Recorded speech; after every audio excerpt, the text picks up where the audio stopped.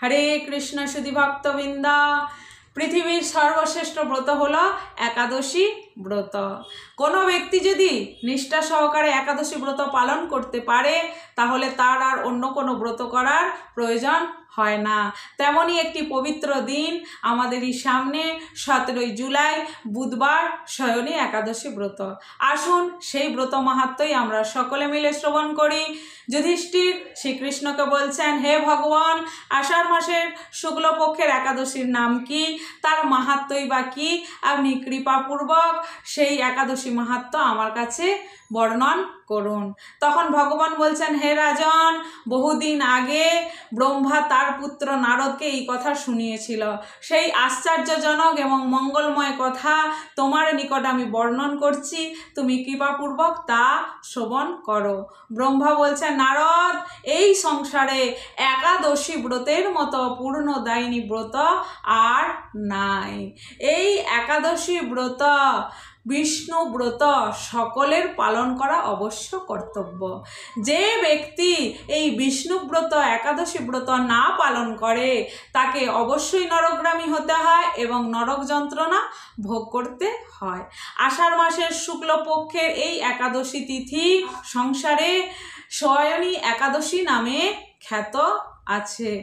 এই একাদশীতে ঋষিকেশ ভগবানের পুজো করতে হয়।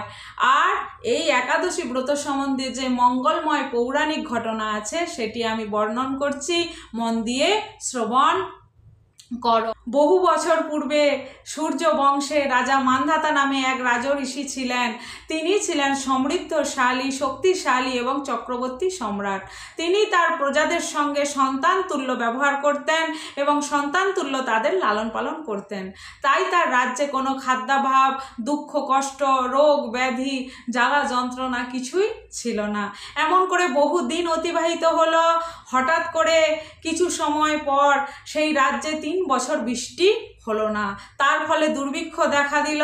যেই না দুর্ভিক্ষ দেখা দিল, দেবতাদের উদ্দেশ্যে হোম সাধা এগুলো আস্তে আস্তে বন্ধ হয়ে গেল।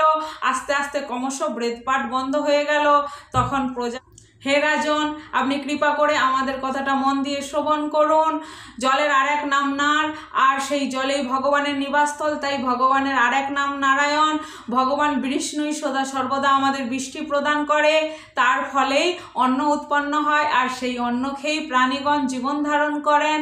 তাই আপনি এমন কোনো পদ অবলম্বন করুন যাতে এই রাজ্য থেকে দুঃখ জ্বালা যন্ত্রণা সব চলে যায়, এই রাজ্যের শান্তি এবং মঙ্গল হয়।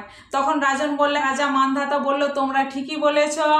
অন্নের ফলেই প্রজার উদ্ভব, অন্নের দ্বারাই প্রজারা প্রতিপালিত হয়, আবার অন্নের অভাবেই প্রজারা বিনষ্ট হয়, আবার রাজার দোষেও রাজ্য নষ্ট হয়। কিন্তু আমি কোনো রকমই আমার দোষ কিছু দেখতে পাচ্ছি না, কিন্তু প্রজাদের কল্যাণের জন্য আমি আপ্রাণ চেষ্টা করব। এই বলে তখন রাজা মান্ধাতা ব্রহ্মাকে প্রণাম করে বনের উদ্দেশ্যে সৈন্য সামন্ত নিয়ে গমন করলেন। তিনি বহু আশ্রমে আশ্রমে ভ্রমণ করলেন। অবশেষে তিনি ব্রহ্মার তেজস্বী পুত্র অঙ্গিরা ঋষির সাক্ষাৎ পেলেন।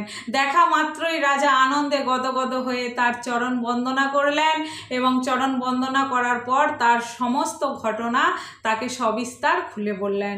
তখন অঙ্গিরা ঋষি বহুক্ষণ ধ্যানস্থ থাকার পর রাজাকে বললেন, হে রাজন, এটি সত্যযুগ। এই সত্যযুগে কেবলমাত্র ব্রাহ্মণরাই তপস্যা করতে পারবে, যজ্ঞ করতে পারবে, কিন্তু তোমার রাজ্যে একজন শূদ্র, তিনি তপস্যা করছেন। যাও, তাকে গিয়ে এখনই হত্যা করো, তাহলে তোমার রাজ্যের এই দুঃখ জ্বালা যন্ত্রণা সব চলে যাবে। তখন রাজা মান্ধাতা বলছেন, হে ঋষিরাজ, আমি কেমন করে একজন নিরপরাধী তপস্যাকারী ব্যক্তিকে হত্যা করতে পারি? আপনি অন্য কোনো উপায় বলুন। তখন অঙ্গিরা ঋষি অনেক ভাবনা চিন্তা করে বললেন, আষাঢ় মাসের শুক্লপক্ষের শয়নী একাদশী ব্রত সমস্ত পাপ বিনাশিনী এবং মহাপুণ্যদায়িনী ব্রত। তুমি যাও, নিষ্ঠা সহকারে এই একাদশী ব্রত পালন করো, তাহলে তোমার রাজ্য থেকে সমস্ত জ্বালা যন্ত্রণা দূরীভূত হয়ে যাবে। রাজা আনন্দেতে নাচতে নাচতে তার রাজপ্রাসাদে ফিরে গেলেন এবং পরের দিন সমস্ত প্রজাসহ রাজা এই শয়নী একাদশী ব্রত নিষ্ঠাপূর্বক নিয়ম অনুযায়ী বিধিপূর্বক পালন করলেন। তার ফলে এত মাহাত্ম্যের ফলে রাজ্যে প্রচুর বৃষ্টিপাত হলো এবং কিছুদিনের পর মধ্যেই সেই অন্নাভাব দূরীভূত হয়ে গেল, সবাই সুখ শান্তিতে বসবাস করতে লাগলো। তাই বলা হয়েছে এই আষাঢ় মাসের শুক্লপক্ষের শয়নী একাদশী অবশ্যই সকলের পালন করা উচিত এবং এই ব্রত মাহাত্ম্য অবশ্যই সকলের শ্রবণ করা উচিত। এবং বলা হয়েছে যেটা ভবিষ্যত্তর পুরাণে যুধিষ্ঠির শ্রীকৃষ্ণ সংবাদ রূপে বর্ণিত আছে এবং ব্রহ্মার নারদ সংবাদ রূপেও বর্ণিত আছে। তাই এই শয়নী একাদশীর আরও একটা ঘটনা আছে যে এখন ভগবান শয়নে যাবেন, 4 মাসের জন্য শয়নে যাবেন। চাতুর্মাস্য ব্রত কিন্তু শুরু হয়ে গেল। এই চাতুর্মাস্য ব্রতেরও বিভিন্ন নিয়ম আছে, কিন্তু এই ভিডিওতে বলা যাবে না, তাহলে অনেকটা বড় হয়ে যাবে।